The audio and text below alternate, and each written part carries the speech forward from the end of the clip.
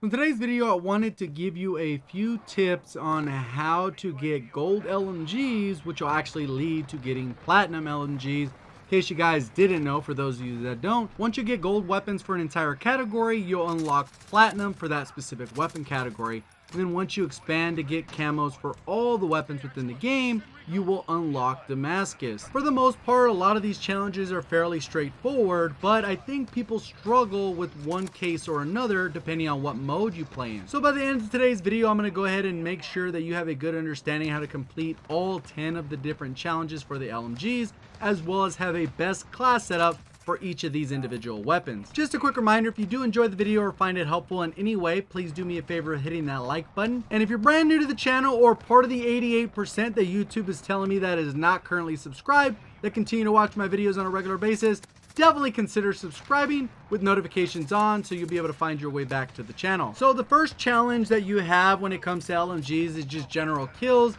and you need roughly around 525, 550, I don't remember the exact number, but basically what your goal is to do is make sure that you've done all the other challenges by the time you've reached that 525 kill mark. So I'll go ahead and give you a few tips so that's possible, because I was able to do that with 2 out of the 4 LMGs, and the other 2 was only like 25 or 50 extra kills. So it wasn't all that bad. As far as the headshots go, if you're really struggling with the headshots, the typical way to go, that the way it's always been in any Call of Duty, is to jump into a hardcore and then just aim for the head. But generally with the headshot multiplier, it's not really a big issue within this game to not be able to complete those headshot challenges. The ones you're typically going to have to struggle with are maybe the hipfire challenges, which we'll get to. But the next one up is the crouching kills. And this is one of those ones that you're generally going to have to focus on. And the key with this one is to make sure you get these out of the way. And keep in mind that if you're crouching and then you decide to mount, those will not count as crouching kills. They will only count as mounting kills.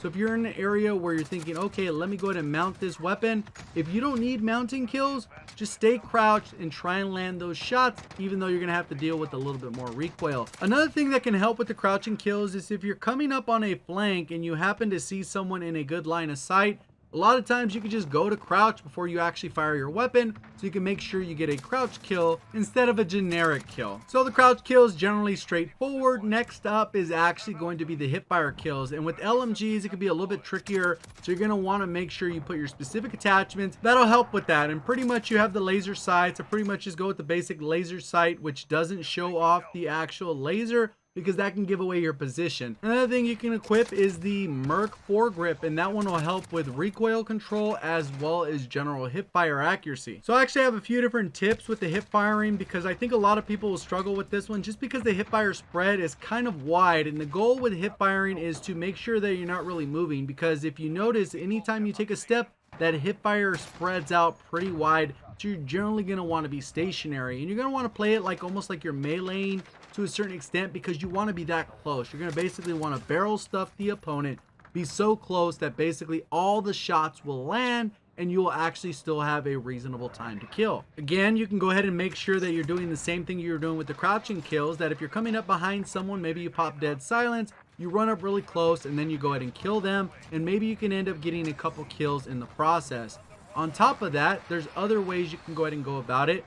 One of the easiest ways to get some of those hipfire kills while staying stationary is to sit at the top of the stairs. And what happens is, a lot of times when somebody runs up, you could already have your crosshairs kind of centered there. And the second they come up, you're in that close quarters distance, you should be able to insta melt them unless they have a shotgun. So the next challenge is going to be long shots, and a lot of times people are writing in the comment section that they're struggling with long shots, and they're actually pretty short compared to a lot of the other previous Call of Duties. Most of the other ones that we'd seen were like 42, 45 meters.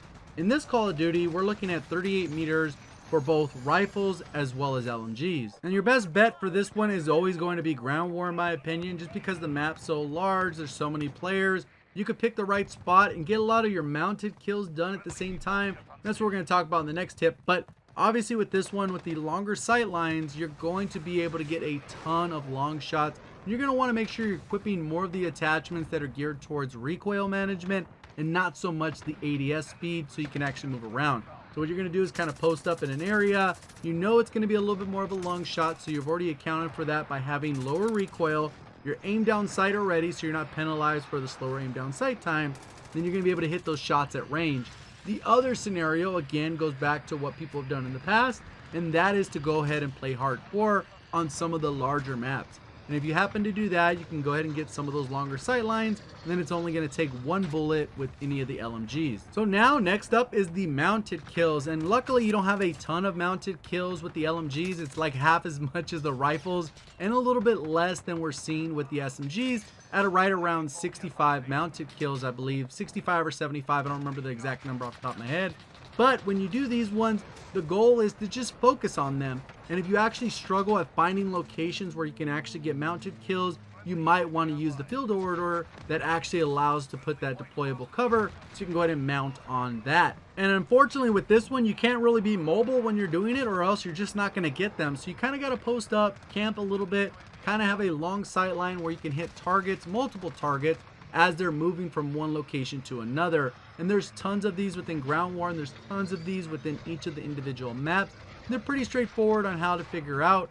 They're typically going to be in a power position because that's the way the game has been designed, that there's certain locations on the map that are very powerful because they have a lot of good sight lines. You're able to mount up, you have good windows, good cover, and you just got to go ahead and find them. And like I said, if it's difficult to find those, the deployable cover is going to be your best bet. So the next challenge is not a big deal. I think it ends up being about 180 kills with 5 attachments. Basically just have 5 attachments, go ahead and get kills, and focus on those individual challenges that you have yet to complete. Obviously, if you've been doing them in order, you should have most of them done by now. You shouldn't really have to be worrying about crouch kills. Hipfire is probably getting really close to finishing off. Long shots, you're almost there. Headshots, probably done or really close to done. And then you're getting to those last couple challenges.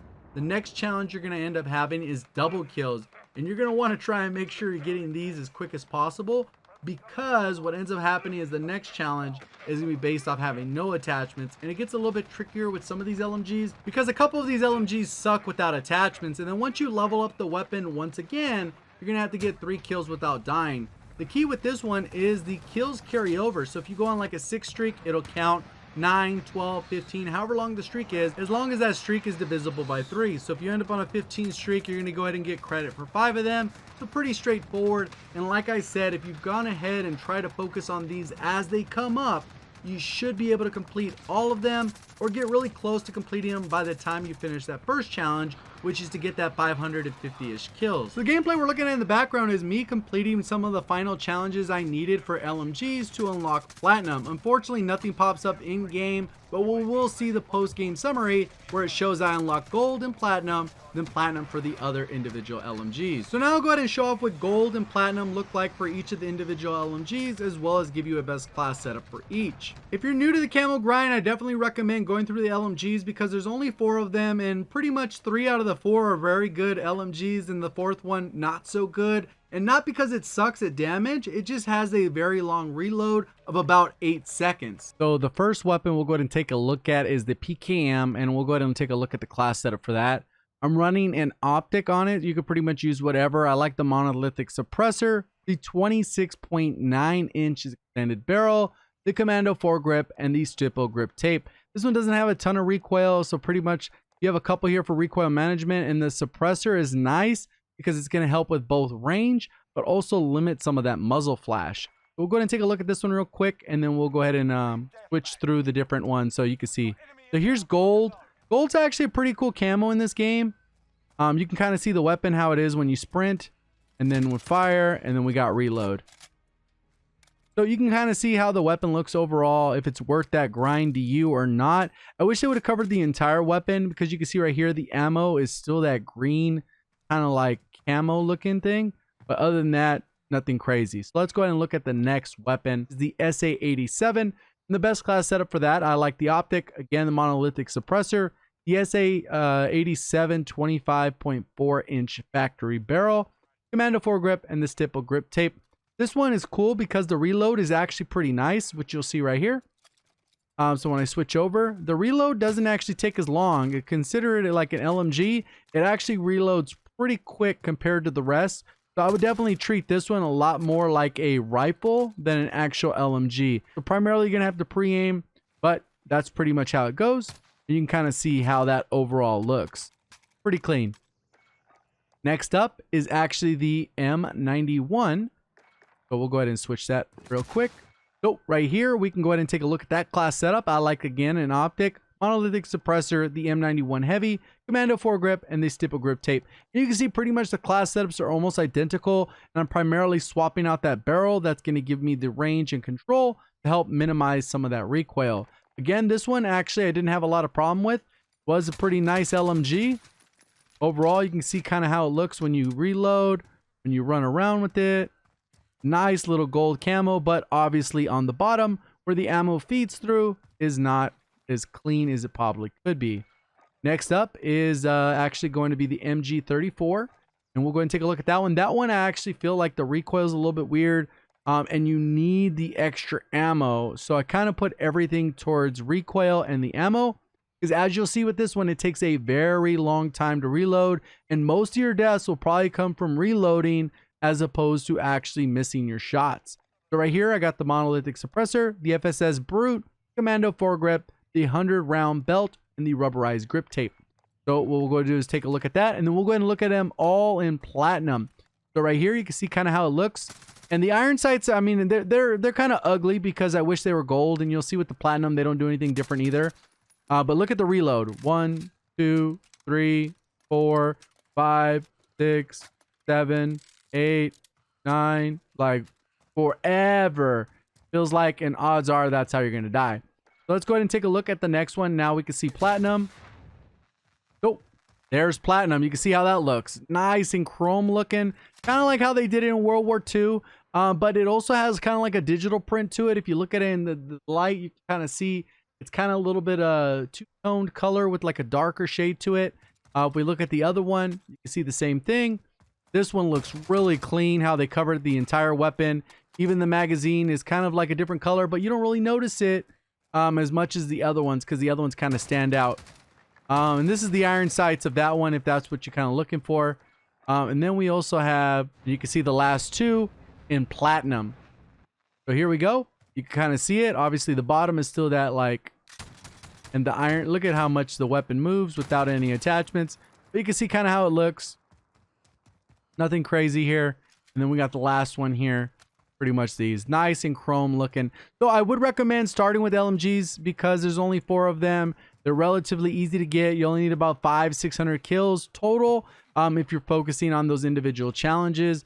And they're not really bad weapons. You can actually use up, post up, and you'll be good to go. And that's pretty much everything I wanted to cover when it comes to gold and platinum LMGs. Hopefully you found the video helpful. If you did, please do me a favor hitting that like button. And if you're brand new to the channel or not currently subscribed, I definitely recommend considering subscribing if you made it to this point of the video. Do appreciate all the support. Thank you for watching. As always, have a great day.